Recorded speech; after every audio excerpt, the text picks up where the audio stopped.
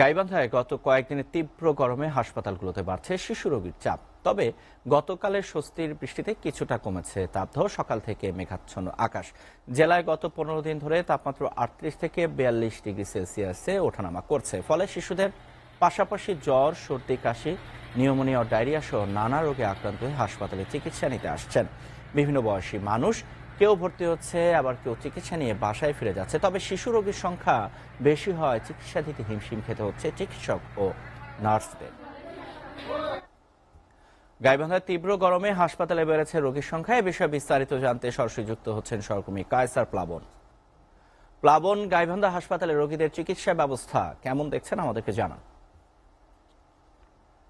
থেকে যেটি বলি যে গাইবান্ধা কয়েকদিনের যে তীব্র গরম ছিল, কঠোর তাপদাহ ছিল, সেখানে কিন্তু অনেকেই অসুস্থ হয়ে পড়েছে। বিশেষ করে বয়স্ক যারা রয়েছে, শিশু যারা রয়েছে, তাদের অবস্থাটা কিন্তু আসলে আহ খুবই একটি খারাপ সময় গেছে গত কয়েকদিনের ইয়েতে। তো আমরা যেটি দেখেছি যে গাইবান্ধায় জেনারেল হাসপাতালে যদি চিত্রটি আপনাকে দেখি, আজকে চিত্রটা যদি দেখাই, যে সেখানে ভর্তি হতে আসছে কিন্তু শত শত রোগী, এবং তারা বেশিরভাগ কিন্তু আপনার ডায়রিয়া, নিউমোনিয়া এবং আহ, আহ, যে শিশু রোগী রয়েছে, তারা কিন্তু এখানে ভর্তি হতে এসেছে।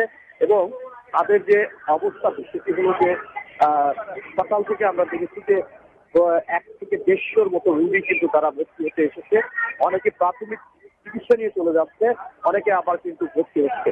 এর অন্যতম কারণ যেটি আমি এখানকার যিনি আরএমও তার সাথে আমি কথা বলেছি, তিনি যেটি বলেছি যে প্রচন্ড তাপদেহেও প্রচন্ড গরমে বেশিরভাগ শিশুরা কিন্তু বিভিন্ন ডায়রিয়া এবং নিউমোনিয়া আক্রান্ত হচ্ছে। এছাড়া বয়স্ক যারা রয়েছে তারা কিন্তু এই রোগে আক্রান্ত হচ্ছে। এছাড়া আমি আরেকটি কথা বলে রাখি যে সেটি হলো যে প্রচন্ড তাপদেহ জেলায় 5 জন কিন্তু হিট স্ট্রোকে মারা গেছে। রাজেশ, গাইবান্ধায় গতকাল রাতে কিন্তু একটি বৃষ্টি এসেছে, স্বস্তির বৃষ্টি হয়েছে। এই বৃষ্টির ফলে কিছুটা তাপদাহ কিন্তু কমেছে, অর্থাৎ কিছুটা স্বস্তি নেমে এসেছে। রাজেশ।